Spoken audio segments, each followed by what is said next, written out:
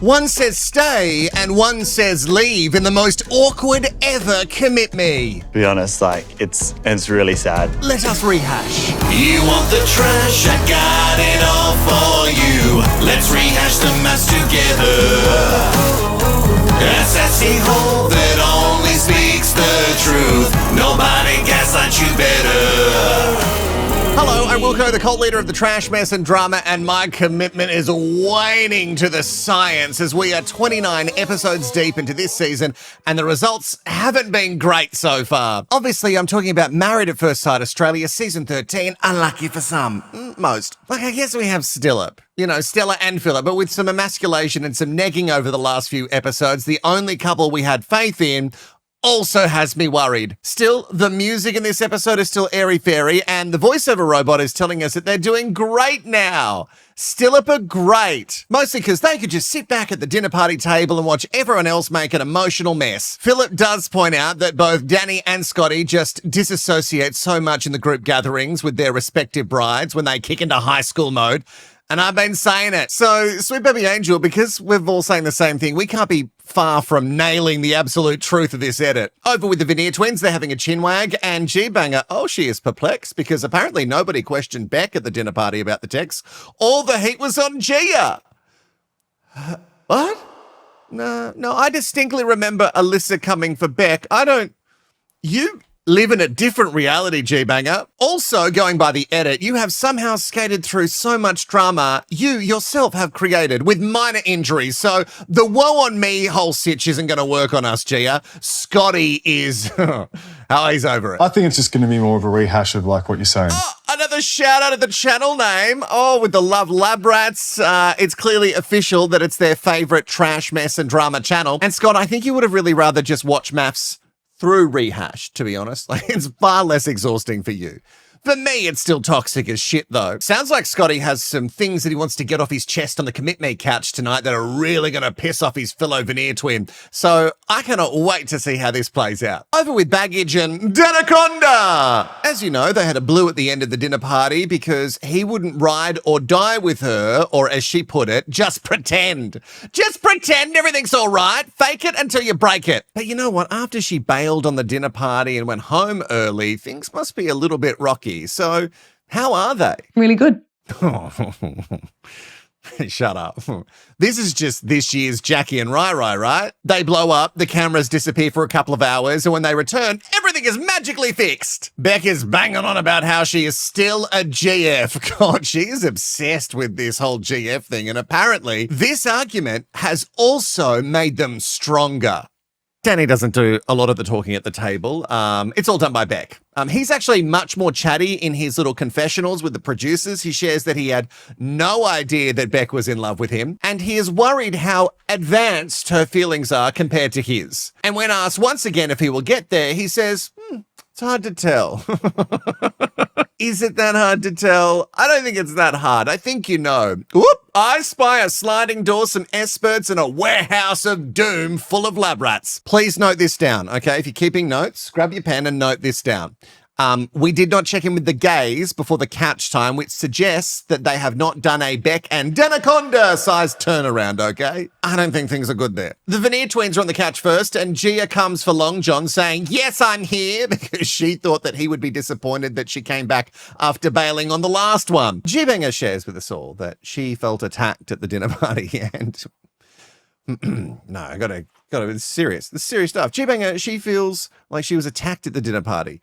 And she thinks that this isn't fair. Are you kidding us? Are you kidding us? It is insane that Gia is trying to make herself out to be the victim when she outed the text in the first place because she planned all of it. Long John says that the texts were abhorrent and appalling, and he calls Gia a very high school because of her behavior of sending the receipts to Juju. And I also hope that you noticed this little dub that was added later of Long John saying, we do not want to revisit this ever again. Because I'm a psycho and I watch the show with headphones, I can tell when they're dropping in audio from other sources or like ADR, which is additional recording. And this line from Long John was added later. Probably a lot later. He asks Gia if when she bailed on her TV husband last week, did Scott even matter to her? And she says she told him that she was sick and she was going to leave. Well, if she did, we didn't see it. Hey, G-Banger, did you really? Or is this another lie? Scott says he was just a little bit annoyed at that whole thing, but deep down he knows it wasn't about him. What is it about, really? Like, what is it? But actually, when she left, she said something to the effect of, I'm not telling Scotty because I'm pissed off at him. So it was at least a little bit about Scott. He also shares that with all the high school BS around his TV wife, he isn't being himself and he is drained. And for Scott, the drama is all the time because she is a nightmare in the apartment to him. And then at the dinner party, she's a nightmare to everyone else. When the experts begin to push back on her for not showing up for feedback week, she says, here we go. Here we go. As if she's being like railroaded or slammed. It's like she hasn't seen the show. Yeah, there are like tasks, G-Banger, in this show. This is a TV show. What did you think it was? And then she says, how many more times am I going to get attacked? I haven't seen the attacking yet, but let me know when it happens, Gia. Scotty speaks up, and that is a big risk, saying that he thinks that G-Banger holds on to things and needs to fire back when she could just like let some things go. Move past them, maybe. This is probably why she feels so attacked all the time, because she's holding on to everything. I felt attacked. Okay, then. Just from the non-letter tasks that said, get off social media and the toxic group chats and no physical shit with your TV husband for a time. That has all made you feel very attacked. It is amazing what you can dish out, G-Banger, but absolutely not take. Scott lays down the law and says, outside of this, in the real world, he will not tolerate drama. And Gia just says that that's common knowledge. I would never do that. And yet, in here, this is all you do. It must be something about this specific building, I guess. You clearly get off on it. Like all the drama, because we can see it on your face. When you have something that you have orchestrated and it pops off, we see it written all over your face, like the whole receipts thing. So don't just sit there and make it sound like he is crazy for suggesting that this might be something that you enjoy doing on your life on the outside of here. G-Banger's retort is, well, you must not know me well enough. I do nursing, like I'm a kind person. Oh, okay. All right. She's kind. I do nursing. I'm kind. And maybe you're patient, and I hope they do. Hopefully they get the best of you, but we have not seen that here. So stop saying, that's not me. It is you. You are doing it. And the real issue here really rears its head. He is trying to speak his feelings and she cannot take any of it on board. To her, it's just all an attack. She turns to Cowboy Chris in the audience and says she's getting slammed. It's so weird for him to be brought into it. And then he says, yeah. Yeah. Yeah, no, I totally get it. I'm with you, sister. I get it. You are being absolutely railroaded here. It's bullshit. How is this her getting slammed? Being called on your shit, that's not an attack. And when her fellow veneer twin tries to comfort her, she says, no. I don't like to cry. I mean, along with Bec, this casting seems irresponsible. You must have known that Gia hasn't done any work on herself on the inside. No therapy or counseling to work through the past shit. And all of it is on show here. She opens up a little bit and she says that she feels secure in this relationship. Well, you could have fooled us. And apparently Scott is there to turn her around when she spirals. And that's great. But how many spirals does he have to deal with? Like in a week? Even in a day. Anyway, with all of this, it's still a double stay. And they are ready for homestays. Oh, even though she is sick of getting rolled. Okay, hon. Ra-ha-ha-ha-ha. And Float Your Boat are up next, and they are both beaming and smiling, which I want to believe, but I'm struggling to buy into this, even though they just keep telling us how amazing they're doing after feedback week and having Float Your Boat take the con. Yeah, that's a boating term, isn't it? When the captain takes the con, that's a thing, right? Should I Google it? I heard it on that show that's basically Grey's Anatomy on the sea. You know, with the hot one from Dawson's Creek. Anyway, Steve-O says he feels really connected to Rachel now, and she really likes Steven. And she also is envisioning what her life could look like in Sydney when they're out of here. That's all we get to find out. It's a double stay. Now, here is the follow-up I've been dying to hear about. The gays are on the couch, and we know that at the dinner party there were some accusations of gaslighting and a lack of empathy. So, I don't know if this will be a double stay.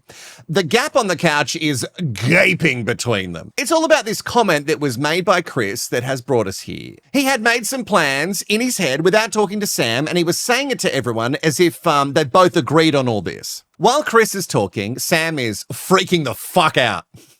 Look at his face. He wasn't lying when he told us that he can't deal with any type of confrontation. Sam, honey, why did you go on this show? This is not... You and Rachel don't belong here. This is... Chris is still angry about how it all went down. He apologized a bunch of times, but still the subject was discussed in the group when it could have been done in the apartment in a more controlled environment. Oh, that's curious wording, isn't it? Sam is asked why bringing it to the group was a good idea. And he explains that he needed to, so it wasn't just shut down, which we did see happen. But still, I think that it was never going to work bringing it to this specific table. It wasn't the smartest idea, Sammy. I'm really sorry. Sam says 90% of the sacrifice will be on him to fit himself into Chris's life, which he said that he's prepared to do if they fall for each other. And all he wanted was a discussion and a bit more empathy for what Sam will have to do, so maybe include him. That's why. Even if your response to that question, Cowboy, came from a good place, it doesn't matter. You could still be throwing someone off. It's how you reacted for me, like you dismissed him. It would never have made it to the big old table of mess if you'd heard him out and explained calmly what you thought your process was in your brain. But you kicked him in the dick and you made him feel more ridiculous for even having these feelings. The experts then point out how Sam is acting on the couch and how Chris had his partner bring something up, not attacking him, but just explaining the feelings. But then the Cowboy shut them right the fuck down. Now, here is something I will say. The experts make some really good points. I know, and it's nice to hear some actual experting for once, explaining where Chris's reacting is coming from. It's a place of hurt and previous rejections, and how the only reason Sam brought it to the group was because his partner wouldn't hear him. But at the end of all this feedback, the Cowboy just says, yeah, Yeah. which also makes it sound like he couldn't give two shits. Sure, it could be the edit, but if this is how he reacted to some good points being made, I just can't with him. Anyway, because of so many recaps, time is crunched in this show. Recaps and product placement. We must move on to the decision. I want to go put my dad hat on and I would like to leave. Oh, okay. Now he wants to put the dad hat on. Wasn't the best time to go on the show in the first place, but okay. Okay, one leave. ... Leave ... Was there more? The ... suggests that there's more. Sam's face tilts up when he hears this, as if he's trying to summon a god or he's trying to hold tears in, but he eventually breaks down. Chris calls him an amazing guy, but just not for the Cowboy. Sam actually seems really shocked because this is the first hiccup that they've had, and that Chris would bail without working on it.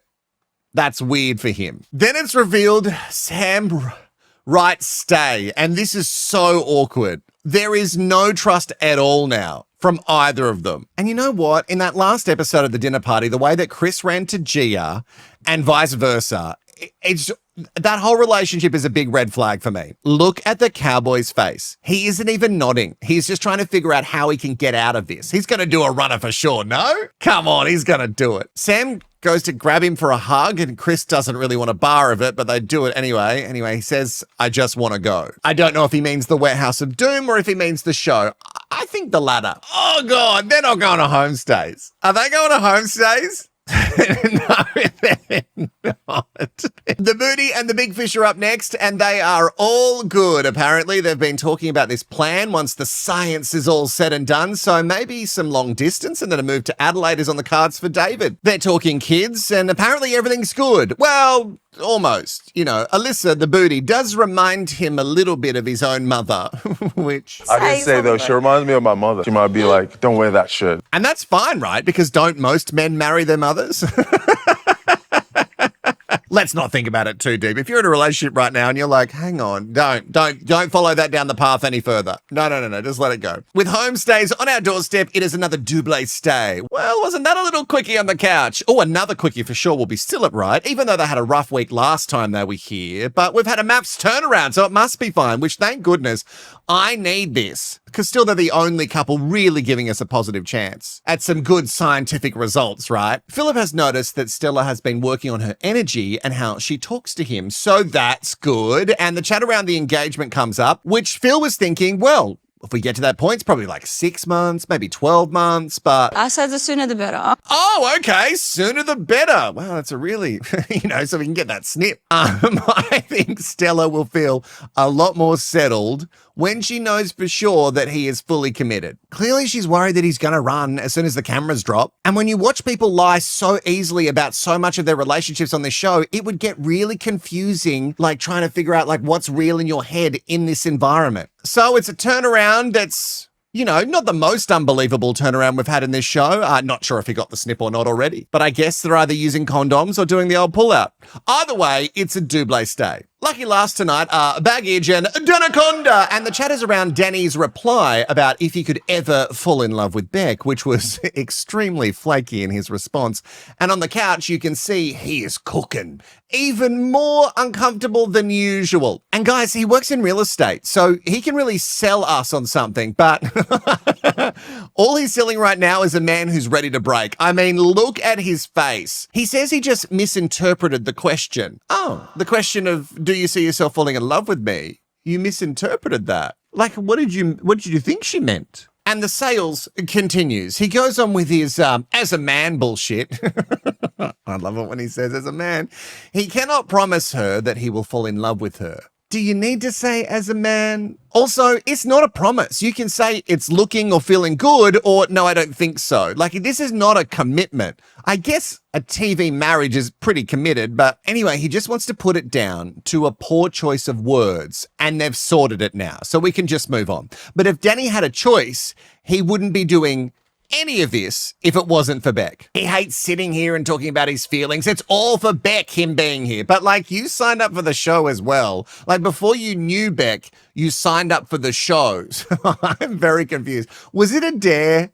Was it a dare from your stripper friend? It feels like something that he dared you to do. I just feel like you're following through on some sort of dare. A lot of blokes do things they don't want to do because of Hold on a second, doll. Bec calls him out and says, these sessions are not just for her. Apparently they help him as well, but he is not across that. The experts ask him if he could have a do-over with the whole, do you think you could fall in love with me cue? He says, I'd just say yes. Now I know the response that gets me the least amount of pushback. I would definitely say yes. He is asked if that's the truth, and he says, of course it's the truth. And Stella is so right here. She says salesman answer. All of them are salesman answers. Bonnie in the Bonnie and Clyde, Baggage goes on the defense of her TV husband, talking about how romantic he's been since the last couch session because he put up all the post-its. Oh, remember them? They were totally not love bombing at all. I love your cooking. And she reveals she is now his girlfriend. And she makes it sound like he asked her to be his girlfriend, but we all know that Bec led the witness on that one. Danny says, well, it was important to Bec, so he did it. He can't give a reason as to why it was important to him to make her Facebook official. Because I wanted to be my girlfriend, like... Cute. Oh, we're living in such a delusional world, aren't we? After replying 3 times that he did it to make Bec happy, he lands on, cause I want her to be my girlfriend, but you didn't care about that. You just told us on camera, mate. Just be honest. Dumping her at or just after the final vows is gonna look really bad. Either way, it's a double stay, with Baggage celebrating her boyfriend, Danny. Leave, can you imagine? Yeah, I could imagine. She calls him out on not adding a little love heart to the parchment. That's the least of your problems, hun. And then a forced kiss. Oh, guys, am I feeling bad for Bec? I don't know if oh God, another forced kiss. Okay, maybe I feel less bad for her now. And with that, another commit me is done and dusted. I cannot see Sam and Chris going to this homestay. That's all I've been able to think about this whole video. If you and I have gone all the way, I want you to force a kiss on me. Oh, force a kiss on me. Do it. Do it in the comments. Make me go, oh, God, I didn't see that coming. Oh, my God, no consent. Oh, guys, guess what?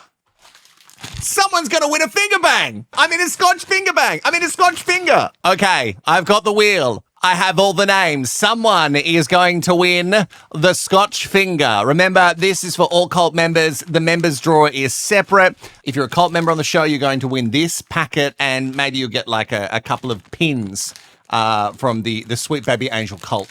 It could be sent anywhere in the world. All of the names are right here. Oh my God. Do I click on it? I just click on it, right? Okay. I click on it, and then it spins. And who is going to be the winner? It is going to be... Oh! Patrick Proper! Patrick Patrick. Patrick Proper. Congratulations. We have a winner. Patrick, you have to send me an email. I'll make sure that the email address is in the description of this video, and send me your address. And guess what? This is on its way to you. Oh, my goodness.